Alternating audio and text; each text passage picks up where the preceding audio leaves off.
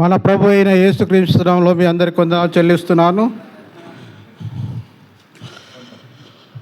పోయిన వారం వాక్యం చదువుకున్న వచ్చినాన్ని మనం మరొకసారి చదువుకుందాము. లూకా సువార్త 22వ అధ్యాయము.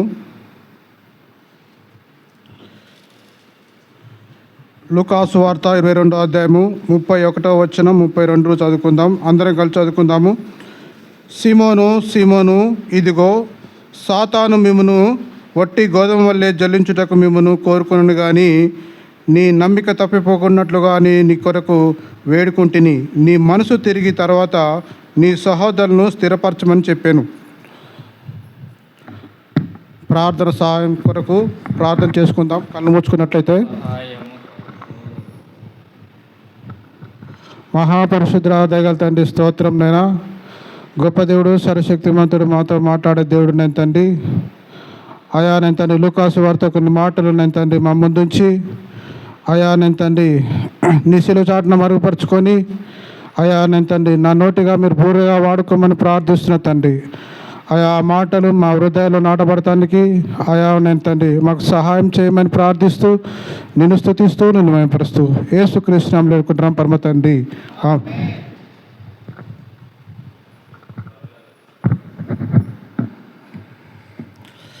నాకు ఈరోజు చాలా సంతోషం ఉంది. ఎందుకంటే మీరందరూ కొద్ది టైం కూడా వచ్చారనిపిస్తుంది. ఎందుకంటే సాధారణంగా సంఘానికి టైంకి రావాలి. టైంకి రాకపోతే మత్తయి సువార్తలో ఒక కన్యకలు ఉన్నారు. ఒక 5 కన్యకలు లేటుగా వస్తే ఏమైంది? అయ్యయ్యో మాకు తలుపు తీయమంటే ఏమన్నారు? ప్రభు నేను ఎరగనని అన్నాడు. అవునా కదా? మరి ఆ స్థితి కూడా మనం ఉండకూడదు. మనం టైంకి రావాలి. ఆరాధనకు ముందే ఉండాలి. అదే ఉంటేనే మంచిది. మనం చదవబడిన వాక్యము లూకా సువార్త 22వ అధ్యాయం. పోయిన వారం కూడా చదువుకున్నాం వచ్చాని. కొన్ని మాటలు మిగిలిపోయినాయి. పోయిన వారం అన్నీ చెప్పలేకపోయాను. కొన్ని ఈరోజు అవి కూడా చెప్పి కొద్దిగా దేవుణ్ణి మయంపరచాలని కూడా అనుకుంటున్నాను. చూడండి, కొన్ని వచనాలు చూపించి దాన్ని చూపిస్తాను. ఏమంటుండంటే, సీమోను, సీమోను, ఇదిగో సాతాను మిమ్మును వట్టి గోధుమ వల్లే జల్లించుటకు మిమ్మును కోరుకొనేను కానీ నీ నమ్మిక తప్పిపోకున్నట్లుగా నేను నీ కొరకు ఏం చేస్తుండు? వేడుకుంటున్నాడని ప్రార్థన చేస్తున్నట్లుగా నీ మనసు తిరిగి తర్వాత నీ సహోదరులను స్థిరపరచమని చెప్పాను. ఇది పేతురుతో అన్నమాట. పేతురుతో అన్నమాట ఎవరు? మన ప్రభు అయిన యేసుక్రీస్తు చెప్తున్న విషయం. అది అందరికీ చెప్తున్నాడు, శిష్యులందరికీ. అయితే పోయిన వారం కొన్ని మాటలు చెప్పుకున్నాం. అలా ఒక 6-7 వచనాలు జల్లించడం విషయం గురించి మాట్లాడుకున్నాం. కొన్ని మాటలు మిగిలిపోయాయి. ఆ మాటలు పూర్తి చేయాలని కొన్ని వచనాలని దేవుణ్ణి ప్రేరేపించి అడిగి ఆ వచనాలని మీ ముందు ఉంచాలని నేను మనవి చేస్తున్నాను. అయితే కొన్ని మాటలు ఏంటంటే, కొన్ని బలహీనంగా ఉన్నాడు అది విశ్వాసులు. అయితే కొన్ని మాటలు చూపించి నేను ముందుకు పోవాలని చూస్తున్నాను. మార్కు సువార్త 9వ అధ్యాయం 17వ వచనం చూడండి. మార్కు సువార్త 9వ అధ్యాయము 17వ వచనం నుంచి 17th.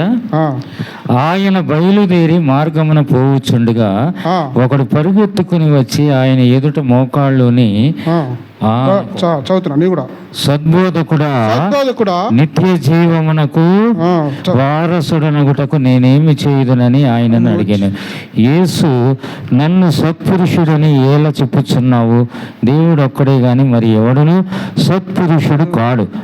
నరహత్య చేయవద్దు, వ్యభిచరింపవద్దు, దొంగిలవద్దు, అబద్ధ సాక్ష్యము పలుకోవద్దు, మోసపుచ్చవద్దు. మార్కు సువార్త 9వ అధ్యాయం 17వ వచనం నుంచి. జనసమూహంలో ఒకడు, బోధకుడా, మూగ దయ్యము పట్టిన నా కుమారుడు నీ యొద్దకు తీసుకొని వచ్చి తిని అది ఎక్కడ వాడిని పట్టునో అక్కడ పడదోయును.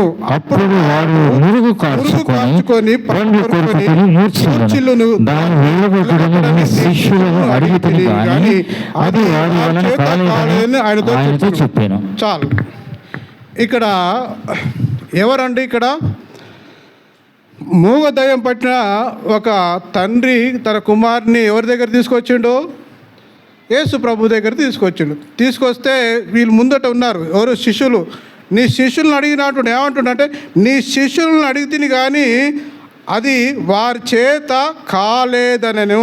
ఏంటంట ఆయనతో చెప్పాను, నీ శిష్యుల్ని దయ్యాన్ని ఎల్లగొట్టమంటే వాళ్ళట వారి చేత కాలేదట. ఎవరి చేత కాలేదు? శిష్యుల చేత కాలేదు. అదొక వీక్నెస్.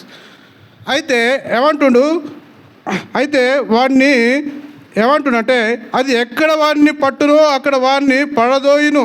అప్పుడు వాడు నురుగు కార్చుకొని పండ్లు కొరుక్కొని మూర్ఛిల్లును. దానిని వెళ్ళగొట్టడానికి నీ శిష్యులు నడితే వారి వల్ల ఏం కాదట, కాలేకపోయింది అని, కాలేదని ఆయనతో చెప్పాను. అందుకైనా అంటుడు, విశ్వాసం లేని తరములారా, నేను ఎంతకాలం మీకు నుందును, ఎంతవరకు మిమ్మల్ని సహిద్దును అంటుడు.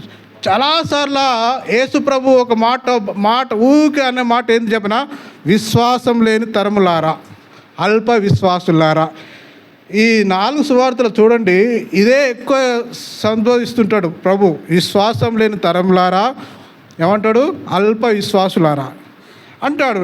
నీ శిష్యులే, నీతో తిరిగిన వారి శిష్యులే దయాన్ని వెళ్ళగొట్టలేకపోయారు అని మా తండ్రి తన కుమారుని తండ్రి ప్రభువుకి చెప్తుంటే, కానీ ఏమంటాడు, విశ్వాసం లేరు తరంలారా అంటుండు. నేను ఎంతకాలం మిమ్మల్ని నుందును, ఎంతవరకు మిమ్మల్ని సహిందును అని వారిని ఎద్దకు ఏమంటున్నప్పుడే, వారిని నా ఎద్దకు తీసుకొని రండని వారితో చెప్పగా వారు ఆయన ఎద్దకు తీసుకొని వచ్చిరి. దయ్యం ఆయన చూడగానే ఏమంటుందట, వాడిని విలవిలలాడించాను గనుక వాడు నేల పడిగి నురుగు కార్చుకొని పొరలాడుచుండేను. చూసిరా, యేసు ప్రభు ఏం చేసిండంటే వచ్చిండు. అప్పుడు తీసుకురమ్మంటే తీసుకొచ్చినాక ఏమైందో చూడండి. ఏమంటాడు ఒక మాట, 23వ వచనం. అందుకేసు నమ్ముట నీ వల్లైతే నమ్మువానికి ఏమిందట, సమస్తము సాధ్యమే అని అతనితో చెప్పాను. వెంటనే ఆ చిన్నవాని తండ్రి, నమ్ముచున్నాను, నాకు ఏంది అపనమ్మకం ఉండకుండా నాకేం చేయడు సహాయం చేయమని బిగ్గరగా చెప్పాను. చూసిరా, జనులు గుంపు కూడి తన యొద్దకు పరిపెత్తుకొని యేసు చూచి, మూగమైన చెవిటి దయమా వాడిని ఏమంటుడు, వదిలిపోము. అడుగుండి, ఆడ తండ్రి ఒక్కటే ఏమని చెప్పిండు, ఏమన్నాడట చూడండి అన్న మూగదయం అంటుండు, ఈడ మూగదయమా చెవిటి దయమా అంటుండు. అంటే తన తండ్రికి ఒక మూగదయం అని తెలుసు కానీ చెవిటి దయం తెలియదు. కానీ ప్రభుకు అన్ని ఎరుగు. ఈడ మూగదయమా చెవిటి దయమా అంటున్నాడు. చూసిరా, తండ్రి ఏమంటుడు, మూగదయం అంటాడు. ఈడ మూగదయమా చెవిటి దయమా అంటుడు. కానీ అది కూడా దానికి చెవులు కూడా. నాకు అనిపించింది ఈ మాట చదువుతుంటే అది చెవిటి దయం కదా, వీళ్ళు ప్రార్థిస్తుంటే ఒకవేళ వినకపోవచ్చు అనిపిస్తుంది. ఏది వీళ్ళ ప్రార్థన, విశ్వాసం, ఈ శిష్యులు ప్రార్థన చేస్తే పోలేదేమో అనిపించింది. కానీ ఆడ ప్రభు ఒక మంచి చక్కటి ఒకటి వివరణిస్తాడు. చూడండి, కింద వచనము 29వ వచనం. అందుకు ఆయన ప్రార్థన వలనే కానీ మరి దేని వలనైనా ఈ విధమైనది వదిలిపోట అసాధ్యమని వారితో చెప్పాను. ఏమంటాడు, ప్రార్థన అంట కింద పుట్లోట ఏముంది, ఉపవాసం ఏం చేయాలట, ఉపవాసం అని ప్రార్థన ఉపవాసంతో చేయాలట. ఉపవాసం వలనే ఈ దయ్యం పోతుంది అని ప్రభు యేసుక్రీస్తు శిష్యులకు చెప్పడం జరుగుతుంది అనమాట. చూసిన దయాన్ని ఎలగొట్ట అంటే వీళ్ళకి అధికారం లేదా, యేసు ప్రభు అధికారం లేదా, వీళ్ళకు ఇచ్చిండు కానీ వీళ్ళ ప్రార్థన ఎట్లా ఉందంటే ఉపవాసం లేని ప్రార్థన. అందుకనే ఆ దయాన్ని వెళ్ళగొట్టలేకపోయారు. చూడండి, వెళ్ళగొట్టలేకపోయారు. ప్రభుతో తిరుగుతున్న శిష్యులు ఆ దయ్యాన్ని వెళ్ళగొట్టలేకపోయారు. రెండో మాట చూడండి, ఒక వీక్నెస్ ఏముందంటే మత్తయి సువార్త 8వ అధ్యాయం 23వ వచనం. మత్తయి సువార్త 8వ అధ్యాయము 23వ వచనం.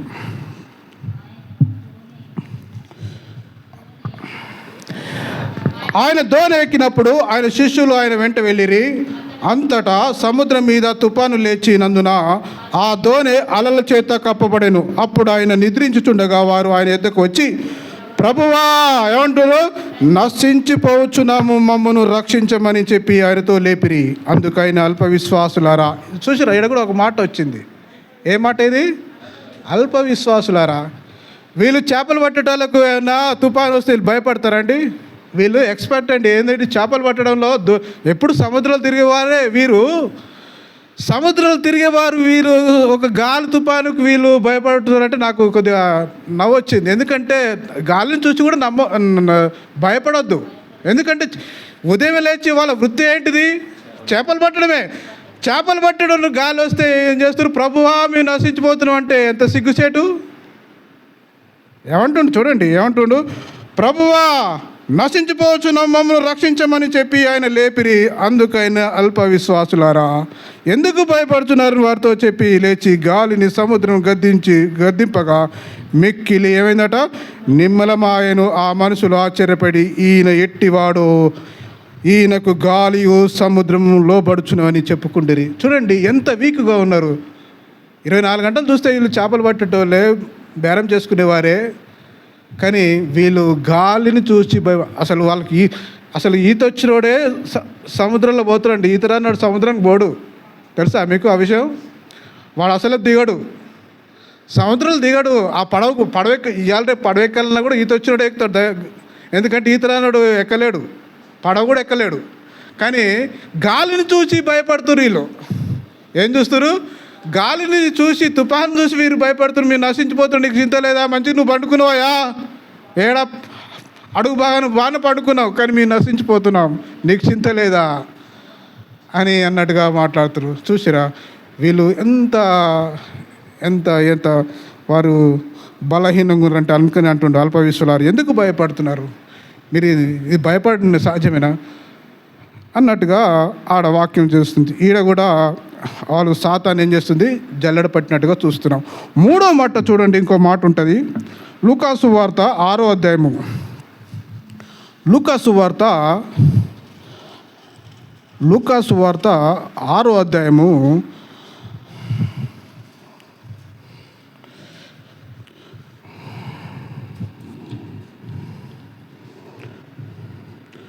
6వ అధ్యాయం 1-2 వచనాలు. ఒక విశ్రాంతి దినమున ఆయన పంట చేలల నుండి వెళ్ళుచుండగా ఆయన శిష్యులు వెన్నులు త్రుంచి చేతులతో నలుపుకొని తినుచుండిరి. అప్పుడు పరిసయ్యులలో కొందరు విశ్రాంతి దినమున చేయదగినదని మీరెందుకు చేయుచున్నారని వారిని అడగా. చాలు. వీరేం చేస్తున్నారట? వీళ్ళు విశ్రాంతి దినాల విశ్రాంతి దినాలు వీళ్ళు ఏం చేస్తారు? వెన్నులు అంటే మీకు తెలుసా? మీకు సద్ద కంకులు తెలుసా ఎవరికన్నా? సద్ద కంకులు, జొన్న కంకులు. వీళ్ళకు ఉదాహరణకు సద్ద కంకే చేరుంది అనుకోండి, ఆ మధ్యలో ఒక దారి ఉంటే ఆ దారిలో పోతుంటే వీళ్ళు ఏం చేస్తున్నారట? విశ్రాంతి దినాలట అది చుంచుకొని ఏం చేస్తున్నారట? నలుపుకొని తింటున్నారు. మీకు తెలుసా ఆ సద్ద? మీరు తినలేదు ఏంది? నేను కూడా చిన్నప్పుడు తిన్నా. సద్దలు అంటే చాలా మంచిది. నాకెవరికి కానీ నాకు కూడా తెలియదు. కానీ మా గేదెకు ఆ రోజు కాయటానికి నేను వెళ్ళిపోవాల్సి వచ్చింది. గేదెని కాయటానికి పోతే మా గేదె ఏం చేసింది? నా చిన్నతనంలో ఆ సద్దశీలలో పడితే అది పోయినాక నేనేం చేసిండు, మీ గేదె అల్ల పడ్డదిరా, తీసుకురారా అంటే నేను పోయి ఆ గేదెతో పాటు నేను పోయి ఒక కంకి తెప్పుకొని వచ్చేసిన. అట్లా. ఎందుకంటే అది ఆ కంకి నలుపు. ఏం చేస్తారంటే వీళ్ళు విశ్రాంతి దినంలో వీళ్ళు ఏం చేస్తారు? చేయని కూడా ఆచారాన్ని వీళ్ళు ఏం చేస్తారు? పాటిస్తున్నారు. ఏమంటుండు? తినొద్దు అసలు. ఎందుకంటే అప్పుడు పరిశీలనలో కొందరు విశ్రాంతి దినంలో చేయదగినది మీరు ఎందుకు చేయించున్నారని అంటారు. ఎవరు? పరిశీలన అంటారు, శిష్యులను అంటారు. ఎందుకు చేస్తున్నారు? తినకూడదు కదా. అంటే ఆ రోజు మీరు విశ్రాంతి దినంలో ఏ పని చేయకూడదు అని వాక్యం సెలవిస్తుంది. చూడండి, ఒక మాట ఉంటుంది, చక్కటి మాట ఉంటుంది. ద్వితీయోపదేశకాండము 23వ అధ్యాయం. ద్వితీయోపదేశకాండము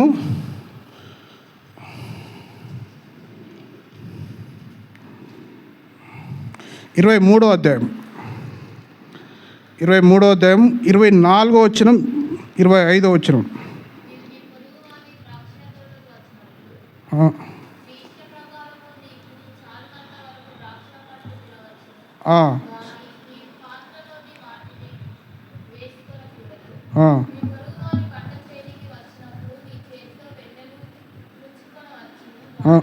కానీ నేను చదువుతా చూడండి. నీవు నీ పొరుగువాని ద్రాక్ష తోటకు వచ్చినప్పుడు అంటే ఏం చేయదట, నీ ఇష్ట ప్రకారంగా నీకు చాలినంత వరకు ద్రాక్ష పళ్ళు తినవచ్చునట, కానీ నీ పాత్రలో వాటిని వేసుకోకూడదు. అంటే తినొచ్చు కానీ ఏం చేయట, పాత్రలు వేసుకోవచ్చట. కింది వచ్చిన చూడండి, ఒక మాట ఉంటుంది, నీ పొరుగు వారిని పంట చేనులోనికి వచ్చినప్పుడు నీ చేతిలో వెన్నులు త్రుంచుకొనుటకొచ్చును, కానీ నీ పొరుగు వారిని పంట చేను మీద ఏం చేయదట, కొడవలు వేయద్దు. అంటే చుంచుకోవచ్చు, తినొచ్చు, కానీ కొడవలు వేయద్దు. ఏది వేరే రోజు అయితే. కానీ వీళ్ళు ఏం చేస్తారు, విశ్రాంతి దినాల్లో వెన్నులు తెంచుకొని ఏం చేస్తారు, తింటున్నారు. కానీ అది చేయదగిన పని కాదని పరిచయాలు అంటున్నారు.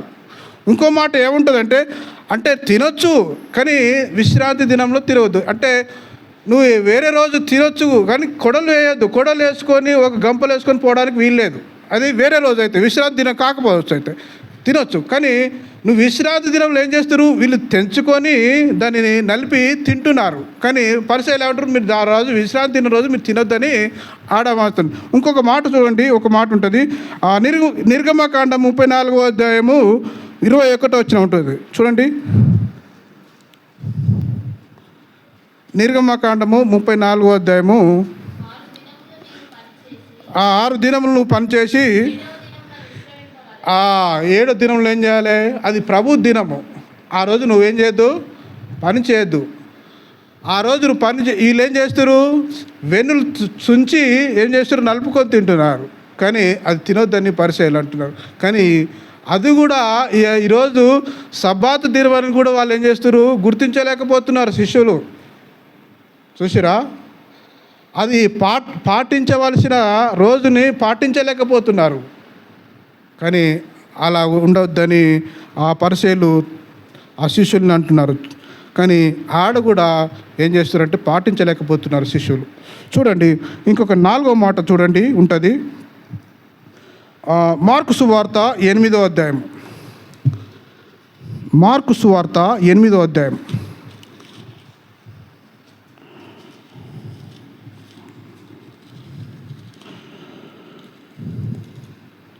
మార్కు సువార్త 8వ అధ్యాయము 14వ వచనం.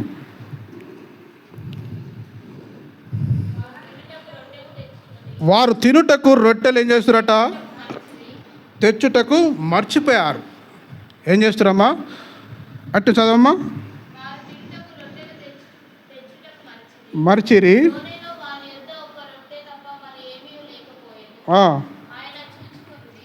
ఆయన చూచుకోండి.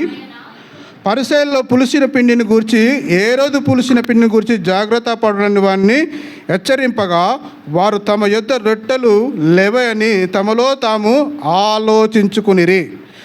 యేసు అది ఎరిగి, మన యొద్ద రొట్టెలు లేవని మీరెందుకు ఆలోచించుచున్నారు? మీరింకను గ్రహింపలేదా, వివేచింపలేదా? మీరు కఠిన హృదయంను గలవారై ఉన్నారా? మీరు కనులుండి చూడరా, చెవులుండి వినరా, జ్ఞాపకం చేసుకొనరా? నేను 5,000 మందికి 5 రొట్టెలు పిలిచి పంచిపెట్టినప్పుడు మీరు ముక్కలు ఎన్ని గంపలెత్తిరి అని వారిని అడిగాను. వారు 12 ఆయనతో చెప్పిరి. చూడండి, వీళ్ళు తేవటానికి ఏందట, రొట్టెలట మర్చిపోయారు. కానీ ఈడ ప్రభు ఒక మాట ఏం చెప్తున్నాడంటే బాగా చూడండి, ఏమంటున్నంటే, పరిసయ్యులు పులిసిన పిండిని గురించి, హేరోదు పులిసిన పిండిని గురించి జాగ్రత్త పడనని ఆయన బోధిస్తుంటే, వీళ్ళే ఆ విషయం ప్రభువు బోధిస్తుంటే వీళ్ళే అనుకుంటున్నాడుగా, మనం రొట్టెలు తెచ్చుకోలేదుగా దాని గురించి చెప్తున్నాడు అని వీళ్ళు అనుకుంటున్నారు. కానీ అక్కడ ఆ విషయం కాదాడ. వారి గురించి మీరేం చేయాలి, జాగ్రత్త పడాలని ఆ ప్రభు చెప్తుంటే, మనం రొట్టెలు తెచ్చుకోలేదు కదా, దాని కొరకే చెప్తున్నట్టుగా అని అనుకుంటున్నారు. కానీ ఆ విషయం ఈడ కాదు. ఎందుకంటే జాగ్రత్త, రొట్టెలు లేవని మీరు తమలో తాలో ఆలోచించుకొని, యేసు అది ఎరిగి ఏమంటుండు, మన యొద్ద రొట్టెలు ఎనుమని లేవని మీరు ఎందుకు ఆలోచించుకుంటున్నారని వీళ్ళు అంటుండ్రు. కానీ చెప్పే బోధ వినట్లేరు వీళ్ళు. ప్రభు చెప్పిన బోధ వినకుండా వీరి ఆలోచన వేరే ఉంది. కానీ వీళ్ళు ఎంత అజ్ఞానంతో ఉన్నారు చూడండి. చెప్పిన బోధను వినకుంటే ఏం చేస్తున్నారు, వీళ్ళు మరొక బోధని ఆలోచన చేసుకుంటున్నారు. కానీ ఏంటంటే వీళ్ళు ఆత్మానుసారులా కాదు, వీళ్ళు కాదు. ఒకప్పుడైతే ఆత్మానుసారులు కాదు, తర్వాత ఆత్మానుసారులు అవుతారు. కానీ వీళ్ళు ఆత్మీయత ఏమవుతుందంటే, యేసు ప్రభుతో తిరుగుతున్న ఆత్మీయాన్ని పెంచుకోక వీళ్ళు ఏం చేస్తున్నారు, దిగజారిపోతున్నారు. అంటే సాతాన్ని ఎప్పుడు జల్లెడబడుతుంది వీళ్ళని. చూడండి, మనం రోజు ఆరాధనకు మనం ఆదివారం వచ్చి ఒక ఆదివారం వాక్యం చదివితే ఆత్మీయత కాదండి. దినదినము మనం వాక్యం చదువుతుంటే మన ఆత్మీయత పెరుగుతుంటుంది. కానీ ప్రభుతో ఎప్పుడు వీరు శిష్యులు ప్రభుతో ఉంటున్నారు, కానీ ఆత్మీయ పెరగాలి. కానీ ఏం చేస్తారు, ఆత్మీయతని ఏం చేస్తారు, దిగజారిపోయేవారుగా ఉన్నారు వీళ్ళు. కానీ బోధిస్తున్నప్పుడు కానీ ఆయన బోధిస్తుంటే వీరొక బోధ అర్థం చేసుకుంటారు, మన గురించి రొట్టెల గురించి అడుగుతున్నారు ఏమన్నట్టుగా. కానీ మనం ఎలా ఉండాలంటే ఆత్మీయతగా మనం ఉండాలి. ఒక మాట చూడండి, 1 కొరింథీ పత్రిక ఒక వచనం ఉంటుంది చూడండి. 1 కొరింథీ పత్రిక 2వ అధ్యాయం 11-12 వచనం చూడండి ఎట్లుంటుందో.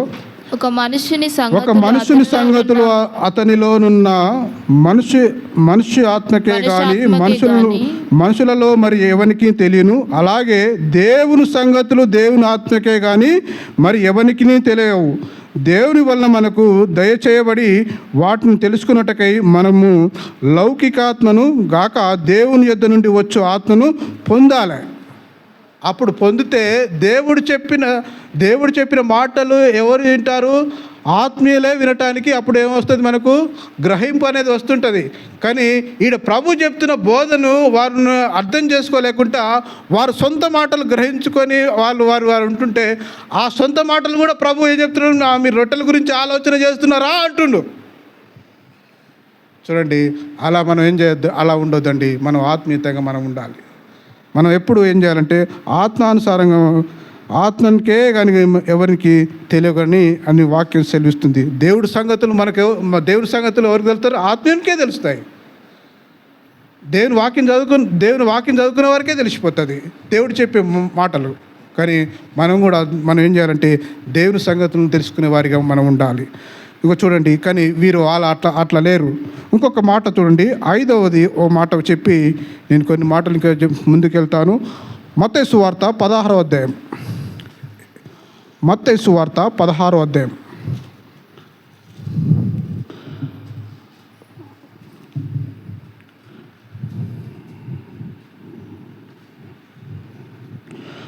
మత్తయి సువార్త 16వ అధ్యాయం 21వ వచనం చూడండి, చదువుతాను. అప్పటి నుండి తాను యెరూషలేముకు వెళ్ళి 22 అదే చదువుతా చూడండి.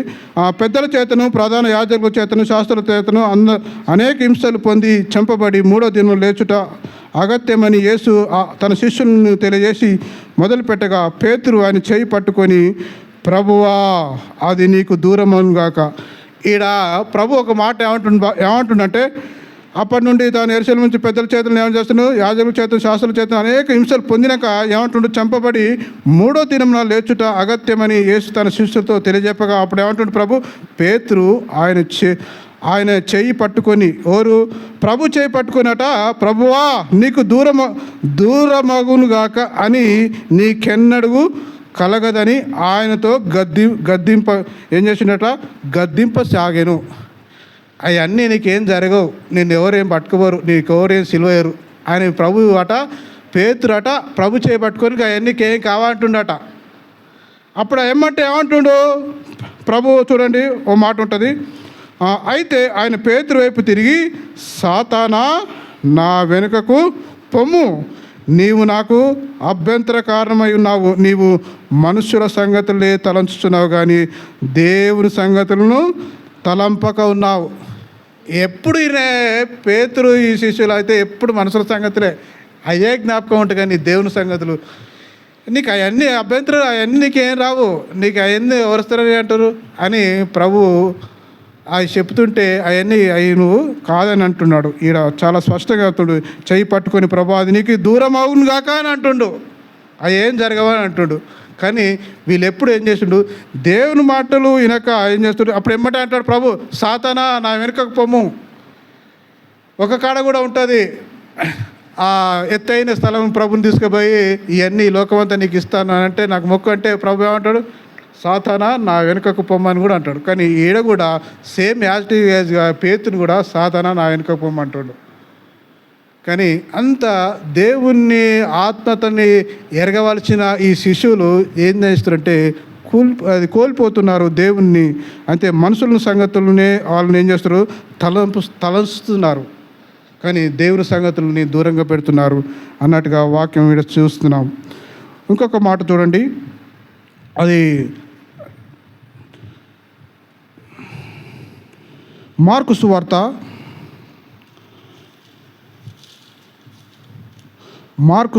10వ అధ్యాయం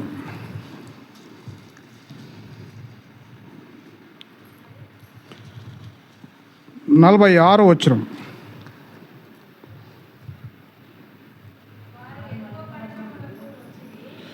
వారు ఏరుకో పట్టణముకు వచ్చిరి. ఆయన తన శిష్యులను బహుగా జనంతో ఏరుకో నుండి బయలుదేరి వచ్చుచుండగా తిమ్మాయి కుమారుడు బర్తలోమని గుడ్డి భిక్షగాడు త్రోవ పక్కన కూర్చుండెను.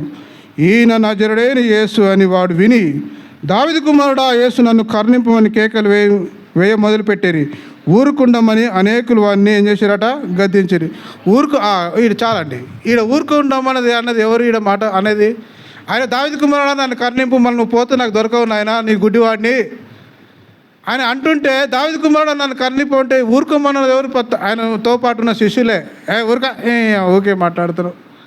కానీ వాళ్ళు ఏం చేస్తారంటే, అరే మరి అంటుండే, మరి ఆయనకి సమస్య ఉంటుందా అని చెప్పుకోవాలనుకుంటున్నా అని ఆయన ఊరుకుంటలేరు. ఊరుకో అన్నట్టుగా మాట్లాడుతున్నారు. అంటే ఏంటంటే వీళ్ళు, మేము ప్రభుతో ఉంటున్నాం కదా, మాకే గర్వంగా ఉండాలన్నట్టుగా ఉద్దేశంతో వాళ్ళు ఉంటున్నారు. కానీ అది కాదండి, వీళ్ళు తగ్గించుకునే మనసు కూడా లేదు. ఒక కాడ యేసుప్రభు కాడికి చిన్న బిడ్డల్ని తీసుకొచ్చి దేవుడు ఆశీర్వదిస్తారని చిన్నదైతే అప్పుడు కూడా ఆటంకపరుస్తుంటారు. చిన్న బిడ్డలు నా దగ్గర నేను ప్రభు అంటుంటే వీళ్ళు ఏంటంటారు, వాళ్ళని పోకండి అన్నట్టుగా మాట్లాడతారు. కానీ అట్లా కాదండి, ఈడ ఏం చేస్తారంటే వీళ్ళకు ఓర్పు అనేది ఉండట్లేదండి. ఇక్కడ దావీదు కుమారుడు నన్ను కరుణింపు అంటే ఈయన పైసలు అడుగుతుండే అనా ప్రభుని, నా కళ్ళు స్వస్థపరుస్తాడు పోత దొరకడేమన్నట్టుగా ఈయన దావీదు కుమారుడు నన్ను కరుణింపు అని ఈయన చెప్తుంటే వీళ్ళు ఊరుకోమంటున్నారు. కానీ వీళ్ళకు ఏంటంటే ఓర్పు లేకుండా ఉన్నారు, ఓర్చుకోకుండా ఉన్నారు. కానీ ఎంత చూడండి, లాస్ట్కి ఏమంటాడు చూడండి, ఆ మాట చూడండి, ఊరుకొండమని అనేకులు వారిని గద్దించిరు, కానీ వాడు దావీదు కుమారుడా నన్ను కరుణించమని మరి ఎక్కువగా కేకలు వేసాను. అప్పుడు యేసు నిలిచి వారిని పిలవనండి రా అని చెప్పగా, వారు గుడ్డివాణిని పిలిచి ధైర్యం తెచ్చుకోము, ఆయన నిన్ను పిలుచుచున్నాడు అని లెమ్మని వానితో ఏం చెప్పిరి. అతడు వారు బట్టలు పారవేసి దిగ్గున లేచి యేసు వద్దకు వచ్చాను. కానీ అవసరత ఉన్నప్పుడు కేకలు వేస్తారండి, ఎందుకంటే మళ్ళీ పోతే ప్రభుదోతో దొరకడన్నట్టుగా. కానీ వీరు ఊరుకోమని అనే మాట కూడా చూస్తున్నాం. ఇన్ని వీక్నెస్లు ఉన్నాయి, ఆ శిష్యుల గురించి ఇన్ని వీక్నెస్ ఉన్నాయి. కానీ ఇంకొక మాట చూడండి, నేను ఇంకో మాట చూపించి నేను కూడా టైం కూడా అవుతుంది. లూకాసు వార్త 14వ అధ్యాయం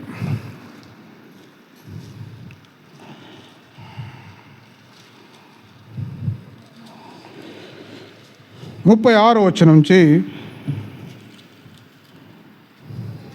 లేదా సారీ నన్ను క్షమించండి, లూకాసు వార్త 24వ అధ్యాయం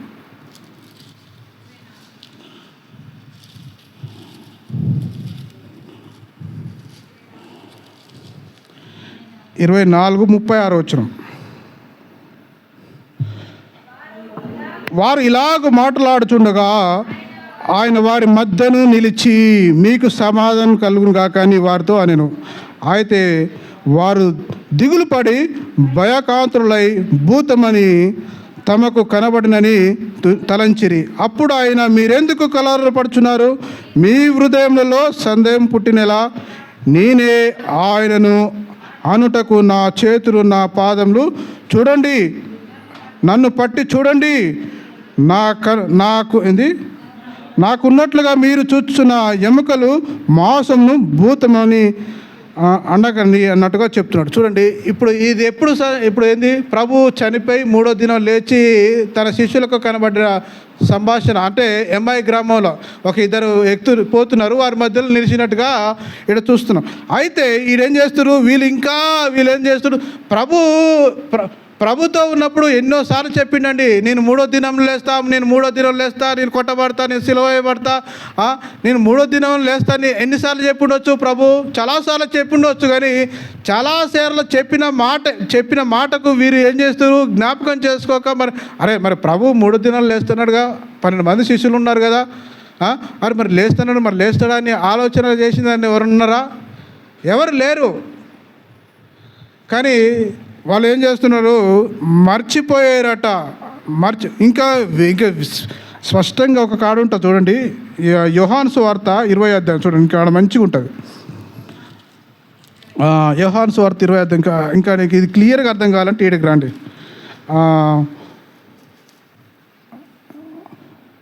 19వ వచనం నుంచి నేను చదువుతాను చూడండి. ఆదివారం సాయంకాలంలో శిష్యులు యూదులకు భయపడి, ఎవరికి భయపడుతున్నారు వీళ్ళు? యూదులకు భయపడి. ఎవరు భయపడుతున్నారు? శిష్యులు భయపడుతున్నారు.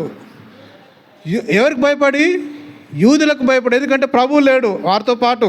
ప్రభు అయితే అన్నట్టుగా భయపడి తాము కూడి ఉన్న ఇంటి తలుపులు మూసి కొని ఉండగా యేసు వచ్చి మధ్యను నిలిచి, మీకు సమాధానం కలుగును గాక అని వారితో చెప్పాను.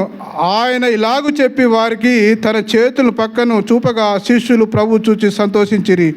అప్పుడు యేసు మరలా, మీకు సమాధానం కలుగును గాక, తండ్రి నన్ను పంపిన ప్రకారంగా నేను మిమ్మను పంపుదని వారితో చెప్పాను. ఆయన ఈ మాట చెప్పి వారి మీద ఊది పరిశుద్ధాత్మ.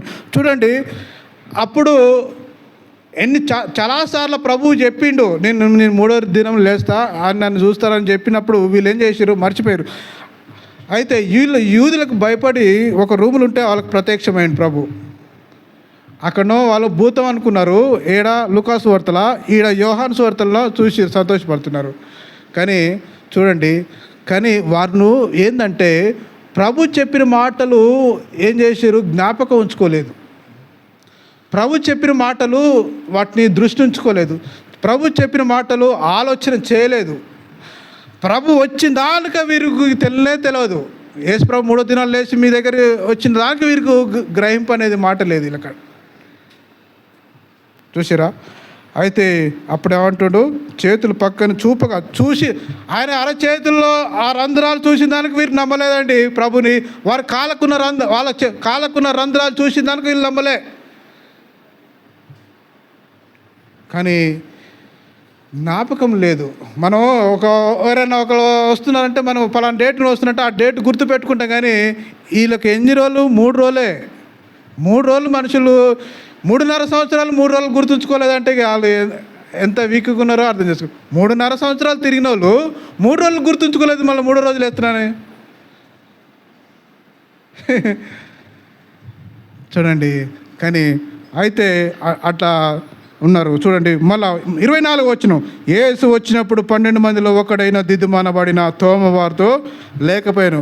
అప్పుడు వీళ్ళు ఒక మాట అంటారు కనుక తన తక్కిన శిష్యులు, యేసు మేము ప్రభుని చూచితమని తనతో చెప్పగా అతడు, నేను ఆయన చేతులతో మేకులు గుర్తును చూచి నా వేలు ఆ మేకులు గుర్తులో పెట్టి నా చెయ్యి ఆయన పక్కలో ఉంచితేనే కానీ నమ్మనన్నాడు. ఈయన ఇంకా పెద్ద ముదురు, వాళ్ళు అంతకంటే ఈయన ఇంకా పెద్ద ముదురు. తక్కిన శిష్యులు, మేము ప్రభుని చూసినంటే తోమ నేను నమ్మను, ఆయన లేవటం ఏంది, ఆయన మీ దగ్గర రావటం ఏంది అన్నట్టుగా తోమ మాట్లాడుతున్నాడు. మేము ప్రభుని చూసినామయ్యా, ప్రభు మా రూమ్కి వచ్చిండు, మేము చూసినాం, నువ్వు లేవు ఆ రోజు చూసినావంటే తోమ నమ్మకంతో ఉన్నాడు. అయితే అప్పుడు అంటాడు, మళ్ళా అవుతాడు. 26వ వచనం. 8 దినములైన తర్వాత ఆయన శిష్యులు మరలా లోపల ఉన్నప్పుడు తోమ వారితో కూడా ఉండెను. తలుపులు మూయబడుతుండగా యేసు వచ్చి మధ్యను నిలిచి, మీకు సమాధానం కలుగుగాక అని మళ్ళీ అంటాడు. అంటే అప్పుడు అంటాడు కదా, తర్వాత తోమను చూచి, నీ వేలు ఇటు చాచి నా చేతిలో చూడుము, నీ చెయ్యి చాచి నా పక్కలో ఉంచి అవిశ్వాసి కాక విశ్వాసై ఉండమని. అందుకు తోమా ఆయనతో, నా ప్రభువా నా దేవా నేను. యేసు, నీవు నన్ను చూచి నమ్మితివి, చూడక నమ్మిన వారు ధన్యులని అతనితో చెప్పాను.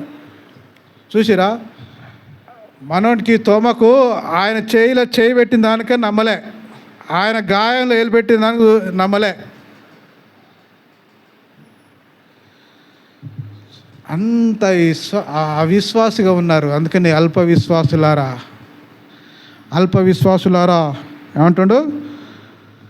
అంటున్నాడు, నువ్వు చూచితివి నమ్మిక, చూడక నమ్మిన వారు మనం అందరం ధన్యులం. ఎందుకంటే మనం ప్రభుని చూడలే. మనం ఏం చూసి నమ్ముతున్నాం? ఈ వాక్యం చూసి మనం నమ్ముతున్నాం. కానీ మనం చూసి ప్రభుని చూడకున్నా కానీ వాక్యం చూసి మనం విశ్వాసులు అయినాం. కానీ అల్ప విశ్వాసి ఉన్నాడు. అప్పుడు తర్వాత ఏమంటున్నాడు? యేసు, నువ్వు నన్ను చూచి నమ్మితివి కానీ చూడక నమ్మిన వారు ధన్యులు. మనం చూడలేదు మనం ప్రభుని, మన వాక్యాన్ని చూసి మనం ఏం చేస్తున్నాం? మనం ధన్యులు అయినాం. చూసిరా, అంత దిగజారిపోయారు శిష్యులు, అంత జల్లడబట్టింది సాతాను. ఇంకా వచ్చిన చూడండి, ఆడ ఎప్పటికి ఎన్నిసార్లు ప్రత్యక్షమయ్యాడు ప్రభు లేచి 2 సార్లు ప్రత్యక్షమైండు. ఒకసారి తోమ లేనప్పుడు ప్రత్యక్షమైండు, తోమ వచ్చినా కూడా ఒకసారి ప్రత్యక్షమైండు, మూడోసారి కూడా ఒకసారి ప్రత్యక్షమవుతాడు. చూడండి, యోహాను సువార్త 21వ అధ్యాయం. అటు తర్వాత యేసు తిబెరియా సముద్రంన శిష్యులకు మరలా తాను ప్రత్యక్షపరచుకొనెను. ఆయన తాను ప్రత్యక్షపరచుకొని విధమైనగా సీమోను, పేతురు, దిదుమ అనబడిన తోమను, గలిలయలోని కానా అను ఊరిలో నతానేలును, జెబెదయి కుమారుడగు ఆయన శిష్యులు మరి 2 కూడి ఉండిరి. సీమోను అంటుండు, సీమోను పేతురు, నేను చేపల పట్టబోదునని వారితో అనగా, వారు, మేము నీతో కూడా వచ్చేదమని వారు వెళ్ళి దోణి ఎక్కిరి కానీ ఆ రాత్రి ఏమీ పట్టలేదు. చూడండి, ప్రభు మనుషుల పట్టును జాలరుగా చేస్తానన్న ప్రభు మళ్ళీ ఏం చేస్తున్నారు? మళ్ళా వలలు పట్టుకున్నారు. అర్థమైందా? ఇక్కడ నాకు ఇది చదువుతుంటే నాకు చాలాసేపు నేను ఒక 10 నిమిషాలు నవ్వుకున్నా. ప్రభు ఏమన్నాడు? మిమ్మల్ని మనుషులను పట్టే జాలరుగా చేస్తానన్నాడా? ఆ మాటకు మీరు లోబడాలా? ప్రభు వాళ్ళ చనిపోయి 3 దినాలు లేచినప్పుడు ఏం చేస్తున్నాడు? మళ్ళీ, అరే మన వాళ్ళు ఎక్కడుందిరా, మన పడవ ఎక్కడుందిరా, నేను చేపలు పట్టబోతున్నా అని తగిన శిష్యులకు పేతురు చెప్తుంటే వీళ్ళు ఏమంటారట? అట్లా అనాలా? అనలే, నీతో కూడా మేము కూడా ఏం చేస్తాం? పాలివారం అవుతామంటుండు. చూడండి, ఎంత 3.5 సంవత్సరాలు తిరిగి ఇదే నేర్చుకుని వీళ్ళు ఎంత దిగజారు. అయితే ఏమంటుండు? సీమోను పేతురు, నేను చేపలు పట్టబోతున్నాని వారితో అనగా, వారు, మేము నీతో కూడా వచ్చేదమని వారు వెళ్ళి దోణి ఎక్కిరి కానీ ఆ రాత్రి ఏమిట ఒక్క చేప పట్టలేదు. దేవుని మాటకు లోబడకపోతే మనం చేసిన పని కూడా వ్యర్థమవుతుంది. అవునా కదా? నువ్వు దేవుని మాట అంగీకరించు, అప్పుడు నువ్వు చేసిన పని ఫలితం ఉంటుంది. కానీ వీళ్ళు ఏం చేస్తున్నారు? ఆ రాత్రి అంతా వీళ్ళకు చేపలు పట్టడం రాదా? వస్తుంది. ఎందుకు? చేపలకు దేవుడు ఏం చేసిండు? ఆజ్ఞాపించిండు, మీరు ఈ రాత్రి పేతురు వలేస్తాడు, మీరు ఏం పడకన్నట్టుగా ఆజ్ఞాపించినట్టుగా ఉంది. కానీ రాత్రంతా కష్టపడ్డారు కానీ ఒక్క చేప కూడా పట్టలే. మళ్ళీ ఇంతలో మళ్ళీ దర్శనం అయిండు. మళ్ళీ ఎవరు? యేసు ప్రభు. చూడండి, 4వ వచనం. సూర్యోదయం చుండగా యేసు ధరిని నిలిచి, అయితే ఆయన యేసు అని శిష్యులు గుర్తుపట్టలేదు. ఎవరు గుర్తుపట్టలేదట? యేసు అని గుర్తుపట్టలే. ఇన్నిసార్లు చూస్తారండి. ఆడ పడవలో భూతం అని అన్నాడు, వీళ్ళు మధ్యరాత్రి అయితే మళ్ళీ భూతం అన్నారు. కానీ ఎప్పుడు వీళ్ళు గుర్తుపట్టరండి. ఎప్పుడు ఈ ప్రభు రొట్టె ఆ చేప ముక్క తిన్నదానికి వీళ్ళు గుర్తుపట్టరు శిష్యులు. లాస్ట్కి అదే వచ్చిన ఉంటుంది. చూడండి, అయితే 4వ వచనం. అయితే ఆయన యేసు అని శిష్యులు గుర్తుపట్టలేదు. యేసు, పిల్లలారా, భోజనంకు మీ యొద్ద ఏమైనా ఉన్నదా అని వారిని అడగా, లేదని వారు ఆయనతో చెప్పిరి. అప్పుడు ఆయన దోణి కుడి పక్కను వల వేయండి, మీకు దొరుకునని చెప్పాను. కనుక వారు అలాగూ వేగా చేపలు విస్తారంగా పడినందున వల లాగలేకపోయిరి. కాబట్టి యేసు ప్రేమించిన శిష్యుడు ఆయన ప్రభు సుమి అని పేతురుతో చెప్పెను. ఆయన ప్రభు అని సిమోను పేతురు విని వస్త్రహీనుడై ఉన్నందున పై బట్టలు వేసి సముద్రంలో దుంకెను. ఇంచుమించు 200 మూరల దూరం నాకు తగిన శిష్యులు చేపలు గల వల లాగుచూ ఆ చిన్న దోణిలో వచ్చిరి. వారు దిగి దరికి రాగానే అక్కడ నిప్పులు ఎన్ని చేపలు పడ్డాయట? 153 చేపలు పడ్డాయి. ఒక్క మాటకు నువ్వు వల కుడి పక్కన వల అంటే ఎన్ని చేపలు పడ్డాయి? 153 చేపలు పడ్డాయి. అది దానికి సహాయం చేయడానికి కూడా మళ్ళీ పక్క వాళ్ళు రావాల్సి వచ్చింది. ఎందుకంటే 153 చేపలు మామూలు విషయం కాదు. అది ఏంటంటే ఆ వలను లాగాలంటే అది సహాయపడాలి ఇంకెవరు, ఎందుకంటే లాగలేరు. అవసరం అయితే ఒక్కలో ఇద్దరు లాగితే ఆ చేపలన్నీ గుంజుకపోతాయి, ఆడ వచ్చి సముద్రాలు పడాలి. అర్థమైందా? ఒక్కరిద్దరు వల్ల లాగితే రావు 153 చేపలు. అవి కొద్ది పెద్దగా ఉండొచ్చు. ఒక్కసారి ఇట్లా జాడిచ్చి ఆడు పడాలనుకో, ఆ పడలున్నోడు ఎవరు పడాలి? సముద్రాలు పడాలి. ఎందుకంటే 153 చేపలు ప్రభువు చెప్పిన మాటకు కుడివైపున వల అంటే ఆ మాటకు వల వేస్తే ఎన్ని 100 చేపలు పడ్డాయి? 153 చేపలు పడ్డాయి. అప్పుడు చూసిరా, అప్పుడు పేతురు పశ్చాత్తాపడతాడు. అప్పుడు ఏం చేస్తున్నాడు? పశ్చాత్తాపడ్డట్టుగా చూస్తున్నాం. అయితే 7వ వచనం, కాబట్టి యేసు ప్రేమించిన శిష్యుడు ఆయన ప్రభు సుమి అని పేతురుతో చెప్పెను. ఆయన ప్రభువా సీమోను పేతురు విని వస్త్రహీనుడై ఉన్నందున పై బట్టలు వేసి సముద్రంలో దుంకెను. ఇంచుమించు 200 మూరల దూరంగా నున్నందున తక్కిన శిష్యులు చేపలు గల వల లాగుచూ ఆ చిన్న దోణిలో వచ్చిరి. వారు దిగి దరికి రాగానే అక్కడ ఏమంటున్నాడు? నిప్పులను వాటి మీద ఉంచబడిన చేపలను రొట్టెను కనబడను. యేసు వీరి ఇప్పుడు పట్టిన చేపలు కొన్ని తీసుకొని రండని వారితో చెప్పగా సీమోను పేతురు దోణి ఎక్కి వలలు దరికి లాగెను. అది 153 గొప్ప చేపలతో నిండి ఉన్నది. చేపలు అంత విస్తారంగా పడిన వల పిగలేదు. యేసు రండి భోజనం చేయండి అని వారితో అనెను. ఆయన ప్రభు అని వారికి తెలిసినందున నీవెవడని శిష్యులు ఎవడునూ ఆయనను తెగింపలేదు. యేసే వచ్చి ఆ రొట్టెలు తీసుకొని వారికి పంచిపెట్టెను. అలాగే చేపలు కూడా పంచిపెట్టెను. యేసు మృతుల నుండి లేచిన తర్వాత శిష్యులకు ప్రత్యక్షమైనది ఇది 3వ సారి. 3 సార్లు ప్రత్యక్షమైండు యేసు ప్రభు శిష్యులకు. చూసిరా, అప్పటిదాకా వీళ్ళు ఏంటంటే ప్రభు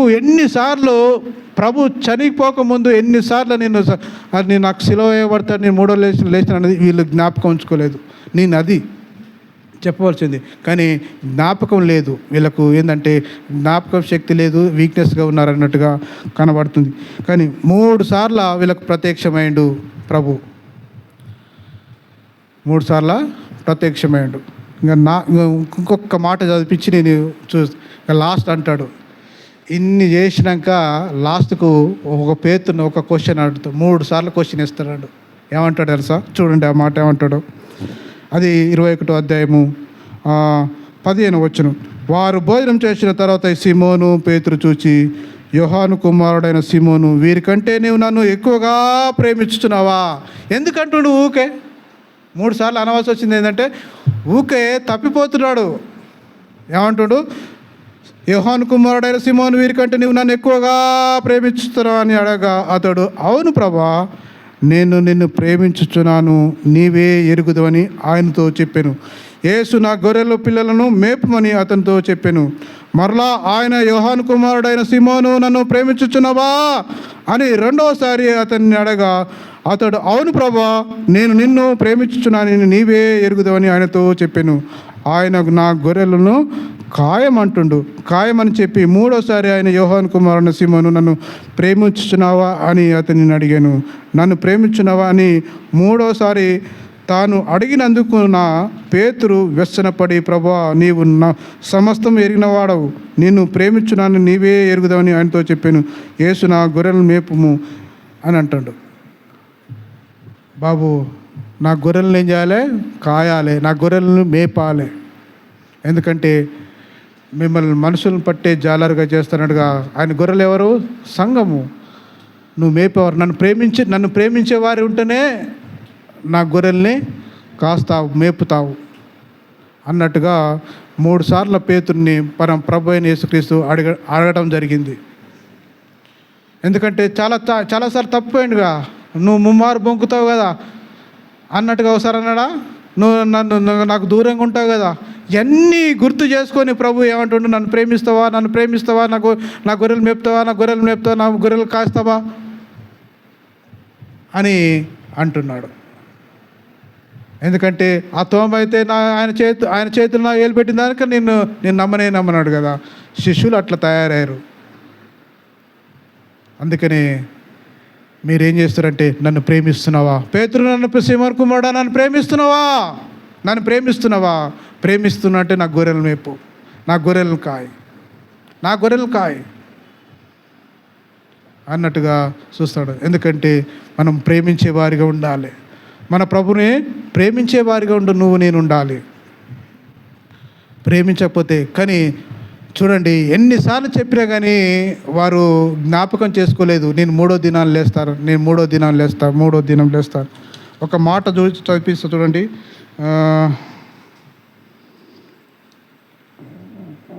ఉన్నదా?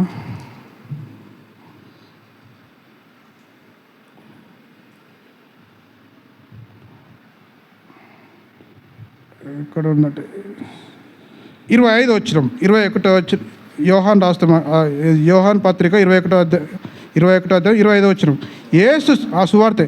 యేసు చేసిన కార్యం ఇంకను అనేకములు గలవు, వాటిలో ప్రతి దారిని వివరించి వ్రాసిన ఎడల అట్లు వ్రాయబడిన గ్రంథములకు భూలోకమైన చాలదని నాకు తోచున్నది. ఆయన చెప్పిన మాటలు ఆయన కట్ట ఎట్లుందట, అవి రాస్తే భూలోకం కూడా సరిపోదట. కానీ ఈయన కొన్ని మాటలు చెప్పిన మాటలు వీళ్ళు గుర్తుంచుకోకపోతే ఎట్లా? స్వయంగా ప్రభుతో చెప్పిన మాటలే స్వయంగా గుర్తుంచుకోకపోతే ఎట్లా? నన్ను కొడతారు, మీరు అందరు చెదిరిపోతారు అని ఆ మాటలు మీరు గుర్తుంచుకో, నేను 3వ దినాలు లేస్తాను, ఆ మాటలు గుర్తుంచుకోలేకపోతే ఎట్లా? కానీ పేతురు లాస్ట్కి ఏమంటుండంటే, నన్ను ప్రేమిస్తున్నావా అంటే నా గొర్రెలు కాయమని అంటాడు. మనం కూడా మన యేసుక్రీస్తుని ఆయన నమ్ముకోవడమే కాదు, మన రక్షణ పొందడమే కాదు, మనం కూడా దినదినము ఎప్పుడు క్రీస్తును ప్రేమించే వారికి ఉండాలి. నువ్వు ప్రేమిస్తే ఆయన మాటకు నువ్వు లోబడిన వాడిగా ఉంటావు. నువ్వు ఆయన మాటకు ఉండకపోతే నువ్వు చేసిందంతా ఏమవుతుంది? నిష్ప్రయోజనం. నువ్వు చేసింది ఏ పని కాదు. ఆయన మాటకు లోబడితే ఎన్ని చేపలు పట్టారు? 153 చేపలు. 153 చేపలను ఆ వల లాగలేకపోయారు. వేరే సువార్తలు అయితే సహాయం, జబదయి కుమారుడా రా, నాకు సహాయపడు, నేను వల వేస్తే అది లాగలేకపోతున్నాను, సహాయం కొరకని కేకలు వేసినట్టుగా ఉంటుంది ఆడ. ఆ పడవలో మొత్తం ఆ పడవ నింపినట్టుగా ఉంటుంది. కానీ ఆయన మాట ఏంటంటే, నువ్వు దేవుని మాట, ఆయన మాట వింటే దేవుడు ఎంతో నిన్ను ఆశీర్వదిస్తాడు. నువ్వు దేవుని మాట వినకపోతే నువ్వు చేయవలసిన పని అంతా వ్యర్థమైపోతుంది. మనం దేవునికి లోబడాలి, దేవుని ప్రేమించే వారికి ఉండాలి. కానీ ఈ శిష్యుల్లాగా మనం కూడా ఉండొద్దు. ఆ శిష్యులు అలాగున్నారు, దిగజాపారు, సాధారణ జల్లడ పట్టింది. ఇంకో వచనం ఉంటుంది, అప్పుడు ఏమంటాడో చూడండి. ఒక మాట ఉంటుంది, లూకాసు వార్త 22వ అధ్యాయము.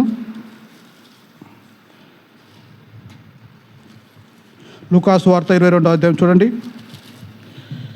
32వ వచనం. నీ నమ్మిక తప్పిపోకున్నట్లుగా నేను నీ కొరకు ఏం చేస్తాడు? వేడుకుంటాడు. అప్పుడు వేడుకున్నాక ఏం చేస్తాడు? నీ మనసు తిరిగిన తర్వాత నీ సహోదరులను స్థిరపరచమని చెప్పాను. అప్పుడు పేతురు, నువ్వు స్థిరపడమే కాదు, నీతోటున్న శిష్యులు ఉన్నారా, వారిని కూడా స్థిరపరచు.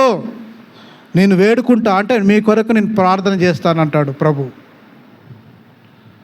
నేను ప్రార్థన చేస్తే నువ్వు స్థిరపడమే కాదు, నీతో పాటు ఉన్న శిష్యులను కూడా స్థిరపరచు. అప్పుడు అపోస్తల కార్యాలు ఉంటుంది. వారు చేస్తున్న అద్భుతాలు, ఆశ్చర్యకాలు చూస్తుంటే మీరు ఆ అపోస్తల కార్యం మొత్తం చదవండి. వారు చేస్తున్న ఆ శిష్యులు చేస్తున్న సంగతులన్నీ మీకు కనబడుతుంటాయి. ఈ సువార్తలు ఎంత దిగజారిపోయారో అపోస్తల కార్యం చూస్తుంటే వారు శరీరం, వారి ఎంటికలు మొత్తం ఎలా ఉన్నాయంటే నిక్కబొడిచినట్టుగా ఉన్నాయి. ప్రభు గురించి చెప్తారు వాళ్ళు. చూస్తారా ఒక మాట ఏమంటారో చూడండి. అపోస్తల కార్యం ఒక్క మాట చూపించి మీకు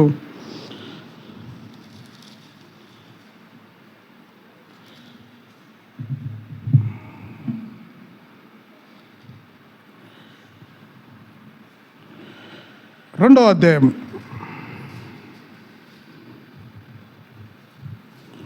37వ వచనం. వారు ఈ మాట విని హృదయంలో నొచ్చుకొని, సహోదరుల మేమేమి చేద్దామని పేతురును కడమ అపోస్తలులు అడగా, పేతురు, మీరు మారు మనసు పొంది పాపక్షమాపణ నిమిత్తం ప్రతివాడు యేసుక్రీస్తు నామమున బాప్తిజం పొందండి, అప్పుడు మీరు పరిశుద్ధాత్మను వరము పొందుదురు. ఇంకా చాలా ఉన్నాయండి. ఒక కాడైతే అరణ్య సపిరాలు ఏమంటాడు, మీరు దేవునితో అబద్ధం ఆడుతున్నారా అంటాడు. కానీ ఈయన అబద్ధం ఆడేటాడే వాళ్ళని గద్దిస్తుంటాడు. ఎవరు? పేతురు. అరణ్య సపిరాలు, మీరు దేవునితో పరిశుద్ధాత్మతో మీదే కదా అది. అవన్నీ ఈ సువార్తలో అంత బలహీనంగా ఉన్నారు. అపోస్తల కార్యానికి వస్తారికి వాళ్ళు ఎంత ధైర్యవంతులు అయిపోతారు. ఎందుకంటే ప్రభు వేడుకుంటాడు, పరిశుద్ధాత్మ ద్వారా వాళ్ళు శక్తి పొందుకుంటారు. ప్రభు వేడుకుంటే ఎంత శక్తిని పరిశుద్ధాత్మ శక్తి పొందుకొని మస్తు వాళ్ళు భూలోకాన్ని తలక్రిందులు చేస్తారు. వాళ్ళు ఎవరు? శిష్యులే. భూలోకాన్ని తలక్రిందులు చేసే ఉన్నారు. వారు అనుకుంటారు కదా, సువార్త ప్రకటిస్తుంటే ఓ మా గల్లి కూడా భూలోకాన్ని తలక్రిందులు చేస్తే వారు వచ్చారు అన్నట్టుగా ఉంటుంది. కానీ అప్పుడు బలపడి పేతురు స్థిరపడమే కాదండి, తన శిష్యులను కూడా స్థిరపరిచాడు. మీరు అపోస్తల కార్యం ఇంటికి వెళ్ళినాక చదువుకోపోండి. ఆ సువార్త, ఆ పత్రికలు, ఆ అపోస్తల కార్యం చదువుతుంటే పేతురు చేసిన గొప్ప కార్యాలన్నీ కనబడుతుంటాయి. అందుకని మనం కూడా దేవుని మాటలు విని, దేవుని వాక్యాన్ని చదివి, దేవుని విశ్వాసంగా మనం బలపడి, దేవునిగా మనం హృదయాల్లో వాక్యాన్ని ఉంచుకొని మనం కూడా దేవుని సంగతులు వినటానికి మనం ఈ బలలో పాల్గొంచుకుంటాం. ఈ వాక్యాన్ని దేవుడు దీవించును గాక. ఆమెన్.